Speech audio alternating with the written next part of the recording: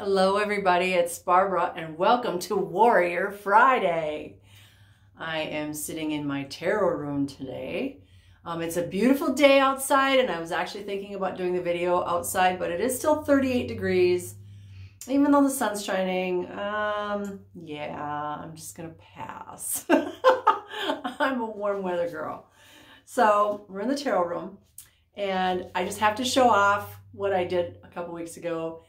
I got this amazing giant picture frame. Here, I'm going to pan up a little bit. This giant picture frame, and then I hung those floating shelves. And I'm displaying my favorite tarot decks and oracle decks, and I just think it's fabulous. There's another frame right there that you can't see. But to me, they're art, and now they are art because they're on the wall. So I just had to show that off.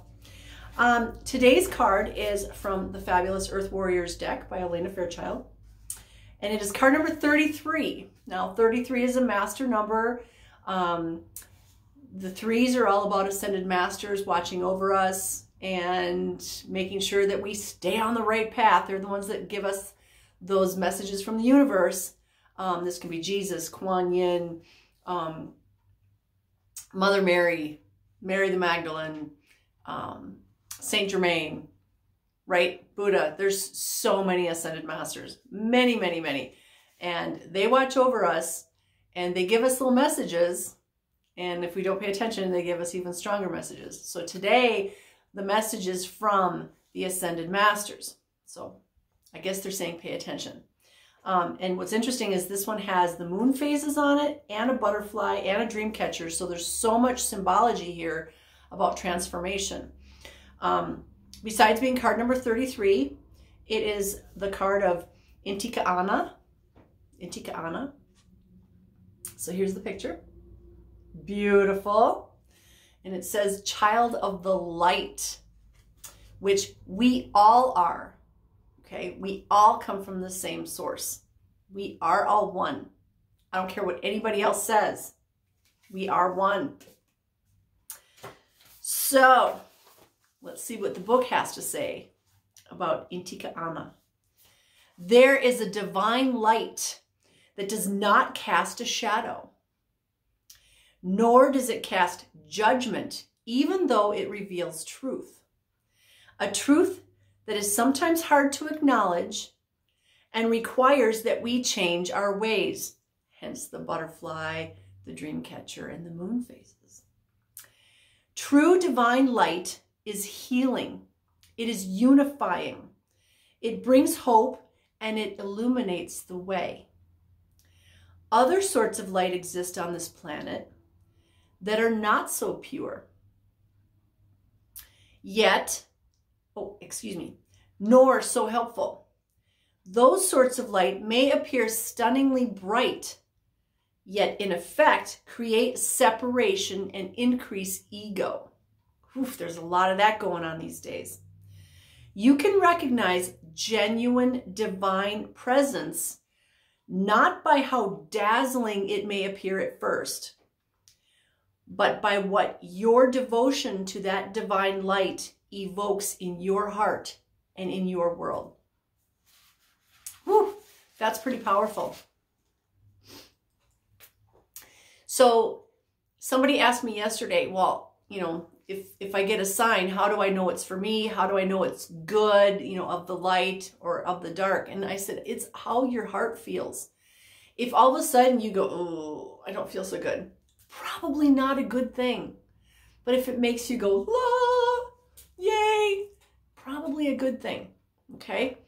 Get your ego out of the way and ask your guides too. Is this for the most beneficial outcome for everybody?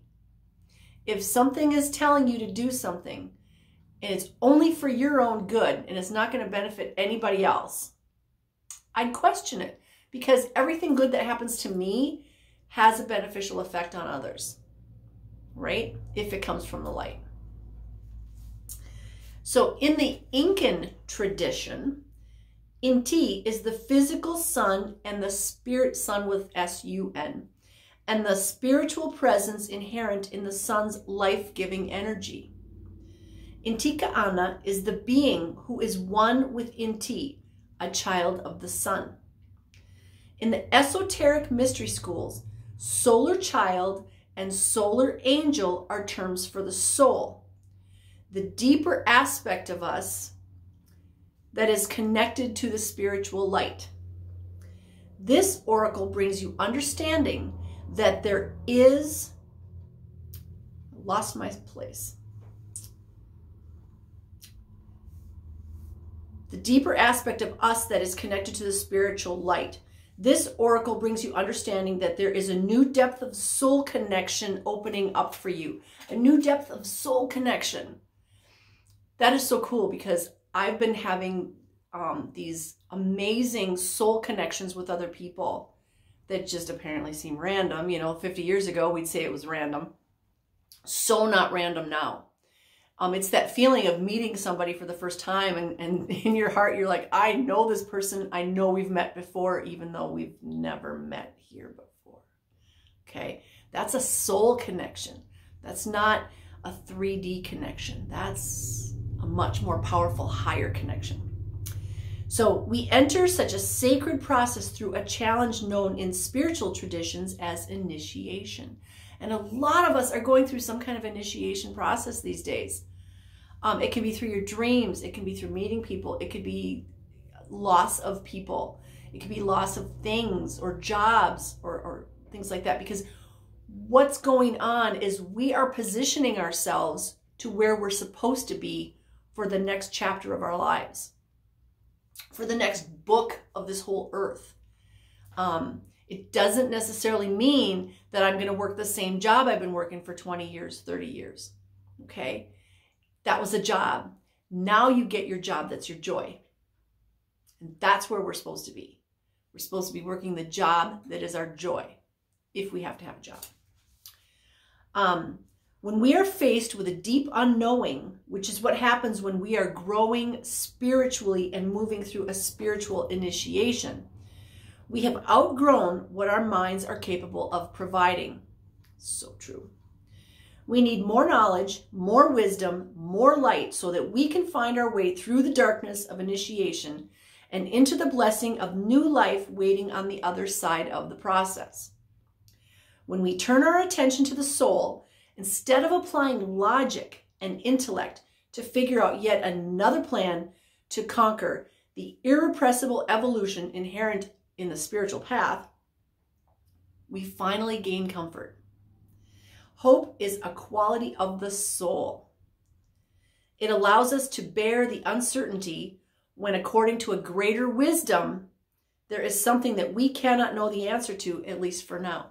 How many times has something happened in our lives and we don't know why it happened then or why it happened at all or whatever. And then 3 years down the road, you go, I know why that happened now. But we don't always get to know why at the time that it's happening. And that's okay. That's okay.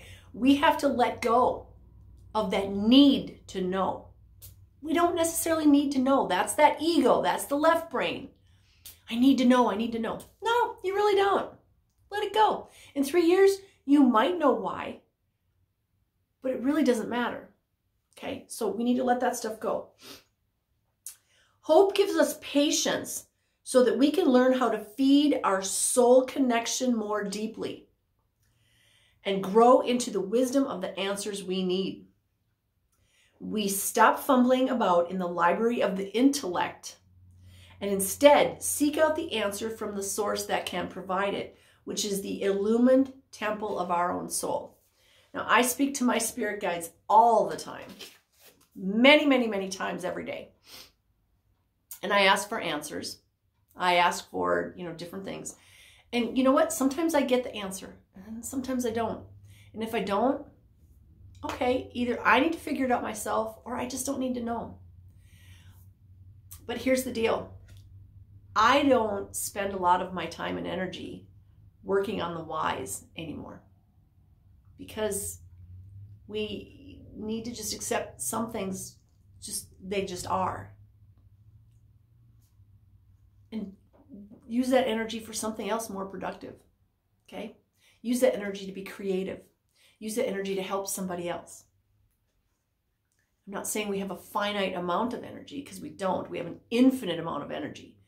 But we need to pay attention to the butterfly and the phases of the moon and just say, you know what?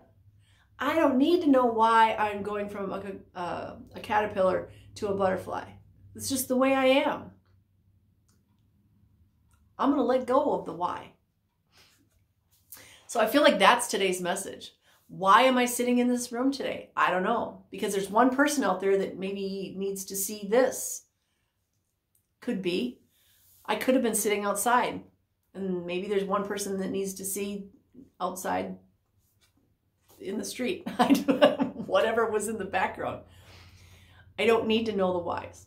I just need to go with what my guides share with me. And today they said, be in here. So let go of the why. It really doesn't matter. But pay attention to the signs that your guides give you. And you can ask your guides for signs and make them obvious. Or you can say, okay, guides, I need a sign for this thing. And can you make it be a butterfly? Make it be something that will be obvious for you, but that there's not a million of them around. It makes it easy that way. Okay? Then you don't have to think, well, wait a minute. I see a butterfly, but that one can't be for me. When I work with my grandmother, our sign is African violets, because I am not surrounded by African violets. I have them nowhere in my life. So it's a really easy sign for me to recognize when there's an African violet, or somebody shows me an African violet picture, or there's a truck in front of me in traffic and there's an African violet on the back because it's a floral shop truck. So make it something that's obvious that you're going to notice and that there's not a million of them around. Okay. So that's today's message. Be a child of the light. And remember, if you're being as a child, you see things in a whole different light. You don't sit and analyze everything. You accept and you have fun. And it's okay to have fun. So, having said all that, I love you all. I send you blessings of love, light, peace, joy, happiness, success, divine health, and all good things, because you are worthy and you deserve them all. Mwah! Love you.